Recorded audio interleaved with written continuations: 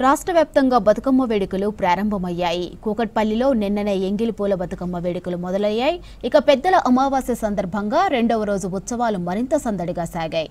కూకట్పల్లి ప్రాంతంలోని ఆడపడుచులు సాంప్రదాయ దుస్తులు ధరించి బతుకమ్మలు పేర్చారు. ఇక బతుకమ్మల చుట్టూ చేరి ఆడిపాడారు మహిళలు. మహిళల కేరింతలు, పాటలు, కోలాటాలతో వేడుకలు అంబరాన్ని అంటాయి. స్థానికులు, సాంస్కృతిక సంఘాల నాయకులు పెద్ద సంఖ్యలో పాల్గొని బతుకమ్మ పండుగను ఘనంగా నిర్వహించారు.